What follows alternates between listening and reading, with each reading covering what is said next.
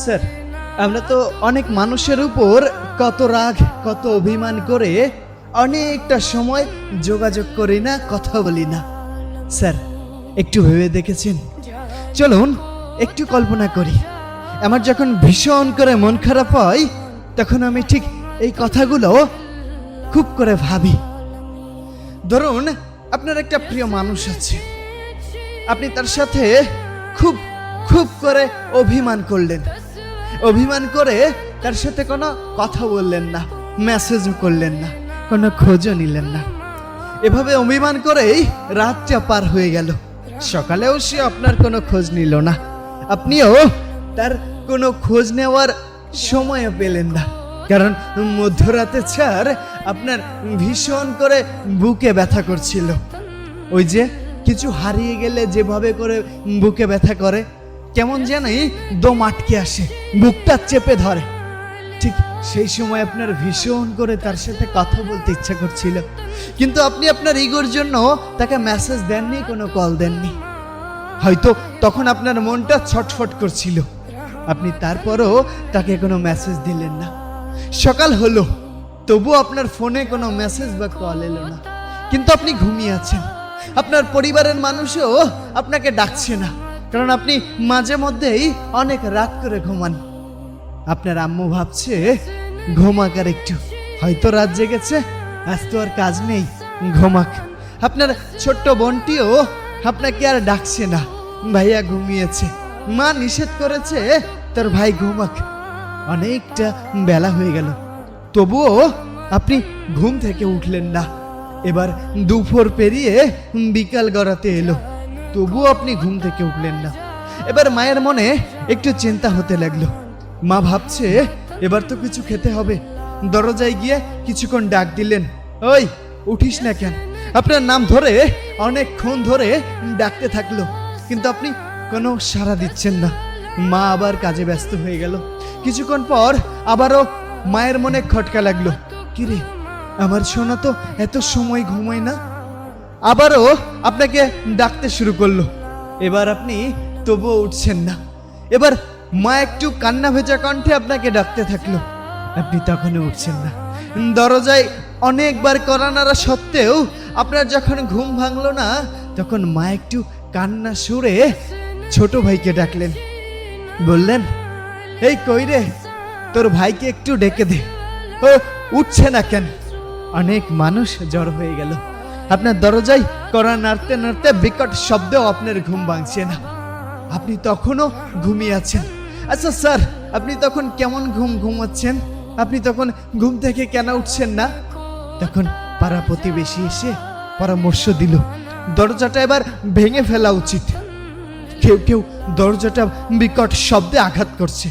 মা তখন খুব কান্না করছে, আপনার বোন এসে মাকে জড়িয়ে ধরে রাখছে। দরজাটা ভাঙা হলো, আপনি তো ঘুমিয়ে আছেন। ভিতরে গিয়ে দেখলো আপনার ফোনটা একদিকে পড়ে আছে, রিং বাজছে, একটার পর একটা রিং আসছে, তবু আপনার ঘুম ভাঙছে না। তখন আপনার কেউ একজন আপনার শরীর ধরে নাড়া দিল, নাড়া দিয়ে সে চমকে উঠলো, থমকে গিয়ে বসে পড়লো। মা এবার চিৎকার করে গিয়ে আপনার কাছে গিয়ে বসলো, স্যার কিছু ফিল করছেন? স্যার আপনি কি সত্যিই ঘুমিয়ে আছেন? তাহলে মা কেন কান্না করছে? সবাই কেন এমন করে কান্না করছে? ঠিক তখনও আপনার প্রিয় মানুষটি আপনার খোঁজ নেয়নি। আচ্ছা, আর কি কখনো এই মানুষটি খোঁজ নিতে পারবে? আর কি কখনো আপনাকে সে পাবে? আচ্ছা স্যার, তারপর সব পাড়া প্রতিবেশী ব্যস্ত হয়ে গেল আপনার জীবনের শেষ শেষ গোসলের কার্যক্রমে। স্যার, আপনি তখন সবকিছুই দেখছেন, অনুভব করছেন। আপনি মায়ের পাশে গিয়ে বসলেন, মাকে বললেন, মা তুমি কেন কান্না করছো? এই তো আমি, তুমি কেন কান্না করছো? কিন্তু আপনার হাত তখন হাওয়ায় ভেসে যাচ্ছে, কিন্তু মা কান্না করেই যাচ্ছে। ঠিক সেই সময় আপনার প্রিয় মানুষটির কল আসলো আপনার ফোনে। আপনার ফোনটা বেজে উঠতেই আপনি ছুটে দৌড়ে গেলেন ওই ফোনটা ধরতে। আপনি ফোনটা ধরতে গিয়ে হাওয়ায় মিশে গেছেন, আপনি ফোনটা ধরতে পারলেন না। স্যার কেন পারলেন না? কিন্তু বারবার কল আসছে। কেউ একজন এসে ফোনটা কেটে দিল। ফোনটা এভাবে কল আসতে আসতে একটা সময় সুইচ অফ হয়ে গেল। কেউ আপনার জন্য চলে গেল ওই জারের বাঁশ কাটতে, আবার কেউ শেষ গোসলের চেষ্টা করছে। স্যার, আপনার আপনার গা হাত পাও শীতল হয়ে আসছে, তাই না? কথাগুলো শুনে আপনি হারিয়ে যাচ্ছেন। একটু ফিল করুন, সবাই আপনাকে শেষবারের মতো দেখতে আসছে। আপনি ঘুমিয়ে আসছেন চিরনিদ্রায়। আপনার প্রিয় মানুষটি আপনার ফোনটা সুইচ অফ পাচ্ছে। সবাই যখন আপনাকে শেষ নিদ্রায় সহিত করে এসে বসে আসলো, তখন আপনার ফোনে কল আসছে। কেউ একজন আপনার কলটা রিসিভ করলো। কলটা রিসিভ করে বলল, আপনি কাকে চান? যখন আপনার নাম ধরে সেই মানুষটি কান্না করছে আর বলছে সে কথাই, তখন স্যার সে ওই মানুষটিকে জবাব দিল, কেন আপনি জানেন না? সেই মানুষটি আর নেই। সে চিৎকার করে নিজের কানকে বিশ্বাস করতে পারল না। সে বিশ্বাস করতে পারল না নিজেকে। সে থমকে গেল। সে বারবার কল করতে লাগলো। তার পরিচয় জানতে চাওয়া হলো, সে বলতে পারল না। সে থমকে গেল। তার মনটা ছুটে আসছে তার বাসায়। সে তার শেষবারের মতো তাকে দেখার জন্য খুব চেষ্টা করছে, কিন্তু সে পারছে না। তবুও তার ঠিকানা জানতে চাইল।